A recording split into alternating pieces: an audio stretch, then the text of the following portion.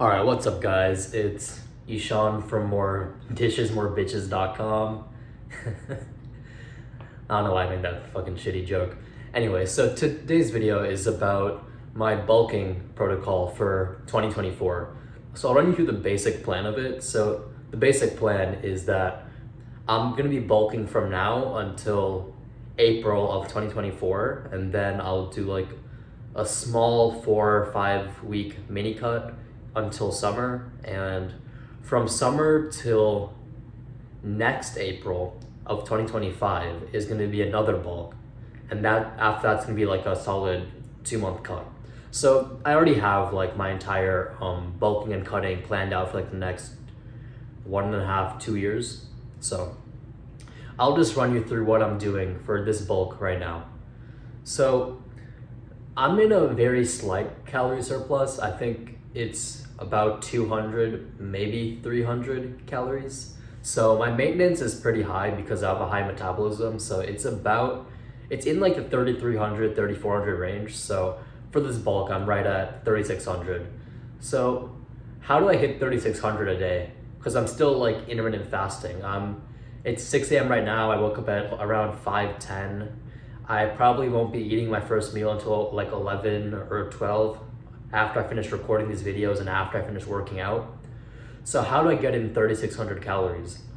So there's just one thing I've been making. It's this milkshake. It is a milkshake, but it's not for protein because, to be honest, I think protein is very overstated in bulks. Like obviously you need like a certain amount of protein to hit to like keep building muscle and to like keep getting strength, but like people always tend to believe that you need like 1 gram per pound of body weight. You don't need 1 gram per pound of body weight if you're bulking.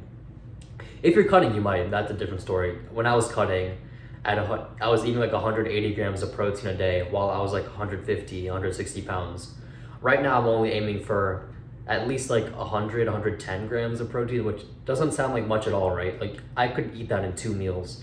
Well, that's kind of the point. Like, in my opinion, protein is not the most important macro for a bulk. It's actually carbs and fats. So yeah. So the milkshake I make has like almost no protein. And if that's a problem for you, you can just add a protein powder into it. It's only about 25 grams of protein because of the milk in it. And it's gonna be a very heavy shake, even though it will taste good, because no matter what way you try to spin this, it's always gonna be 3 cups of dairy, which is always gonna be hard to get down. I'm lactose tolerant, luckily, so it's not that much of a problem for me, but it's gonna be very filling nonetheless. So this is the recipe. So we start with 1 cup of whole milk, not 2%, definitely not fat-free, not skim milk. Get whole milk, because not only is it gonna be better in terms of like calories, it's also gonna have less sugar, because if you look at the ingredient label of milk or this applies to any product. If there's reduced fat, there is added sugar. There will be more sugar in it. And I think the true enemy, despite what most people tell you, is not fat. I think it is sugar. So I think you should avoid sugar almost like the fucking plague, okay? Even on a bulk. So 1 cup of whole milk, 1 cup of whole milk raw kefir, which is like this kind of yogurt. It's like this yogurt milk hybrid. It tastes a lot like just yogurt to me. So make sure you get unsweetened. Don't get some flavored like strawberry, or like if they have it, don't get chocolate either. Like those have artificial sweeteners in them. Do not get them. Plain unsweetened kefir.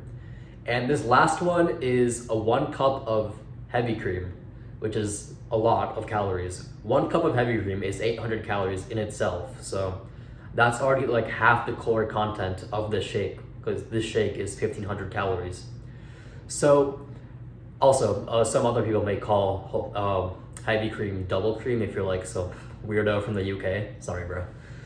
So those are the 3 cups of dairy, right?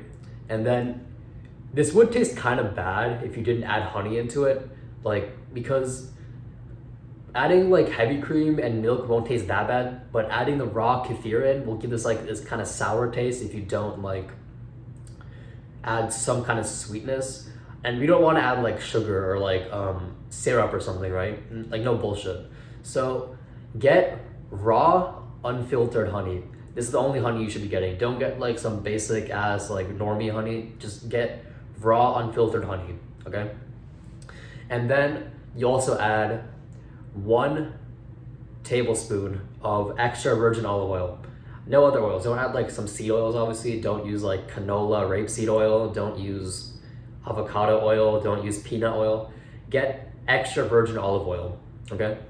That's not gonna hurt your testosterone or your hormone profile.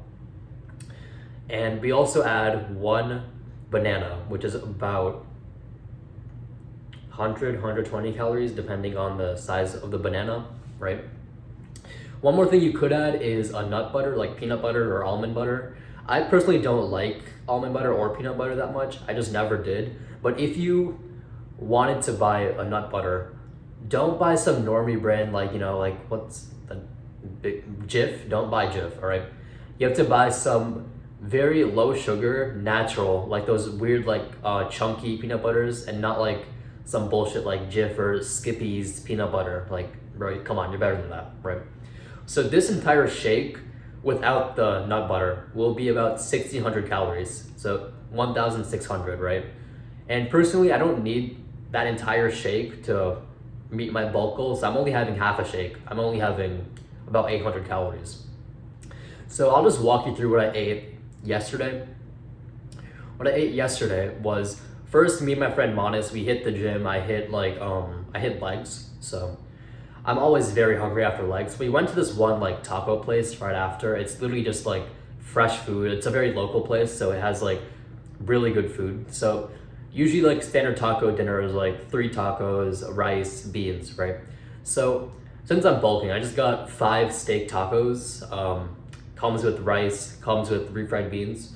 So I would estimate that's probably about 45 grams of protein, maybe 50 if you really want to push it, but we'll call it 40 just to like lowball it, right? Then I came home. So this meal was around like 10 a.m. because I woke up at 4 that morning. So that was a 6-hour morning fast. So that first meal was at 10 a.m. Then the second meal I had was around 1 p.m. That was mutton biryani, which is what my mom made. If you're brown, you know what that is. If you're not brown, it's just a meat and rice dish, right? So mutton is like goat or lamb. It's very similar to beef in terms of like the fat and nutrition profile of it.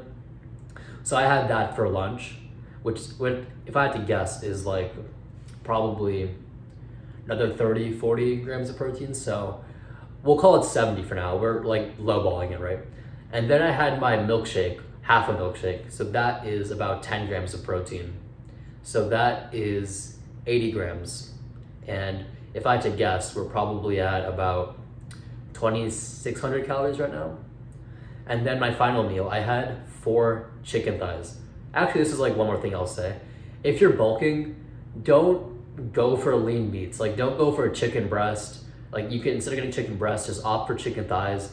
You don't have to get like the lean ground beef, like the 93.7. Just go for regular ground beef.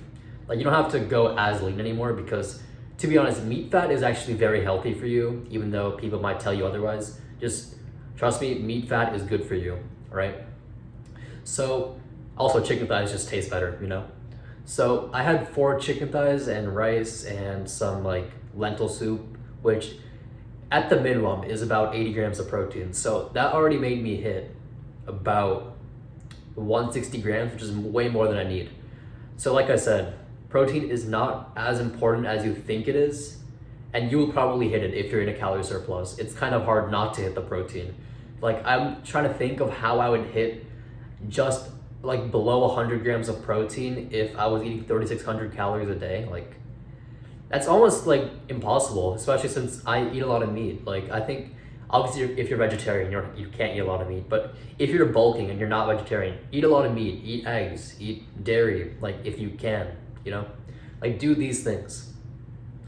In terms of the gym, I've actually decreased my volume in the gym, not for any scientific reason, but mainly out of my response to the training. So usually I do, let's say chest, for example. I train chest twice a week, 6 sets per workout. So that's 12 sets a week, right? That's what it used to be. But I realized that I was getting very sore from these chest workouts, or like from all these workouts, right? And I wasn't hitting as many PRs. I was hitting a PR maybe like every other workout, right? So it kind of clicked. I was like, okay, so I'm probably doing too much volume because I'm getting way too sore from this. Like there's like a normal amount of soreness, right? I had like this, I remember the first time I did chest, like my shoulders like rolled in like this, and I literally couldn't pull them back at all. Like it was too painful to pull them back, right? So what I've done is I've actually decreased the volume by half, by 50%. So for chest, for example, I only do 3 sets per workout and only twice a week. So that's 6 sets of chest a week, which all this like science people will tell you is not optimal. And it may not be, but it's probably because if you're like me, you're probably a beginner too. So you don't need to do more than like 5-6 sets per muscle per week if you're a beginner like me. So like, let's give an example. For chest, for one like workout, I did 3 sets of dumbbell incline bench. That's 3 sets, right?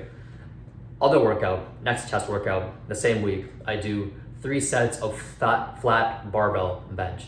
That's it. That's the chest workout for the week. And to be honest, even from this, I still feel like a healthy amount of soreness, like enough soreness to let you know that you trained it. To let you know that you trained it, but not so much that it like incapacitates you. You can't like get up from bed, you know? Because I remember when I did 12 sets, there was this one time I trained chests like so hard for those 6 sets that like it hurt to put on my backpack. Like it was actually a struggle to put on my backpack, you know? Anyway, so I'm doing push-pull legs 6 days a week. I would not recommend doing that if you're a beginner. I just personally do it because I like having short workouts and I only do like 3 exercises per workout. So I just like doing shorter workouts, right? If you're a beginner, I'd recommend just starting with like a full body split, like 2-3 times a week, or even an upper lower split, just 4 days a week. You don't have to go to push-pull legs right away. I just chose to out of like my own personal preference. I just also like going to the gym more often, and the workouts end up being shorter for me than if I did something like upper lower %, right? So what exactly is my goal with this bulk?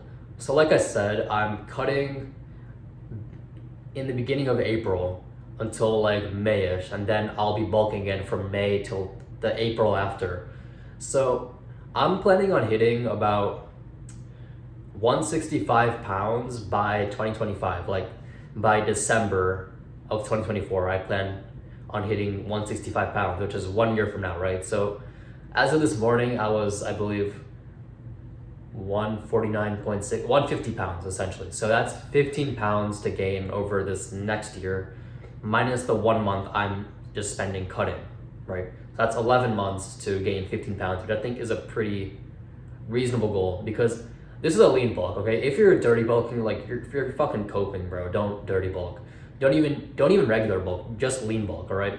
Maybe if you're like 4% body fat or 8% body fat, then yeah, maybe you can like dirty bulk a bit, eat some donuts, a Sam Sulek diet, because like that's so popular right now.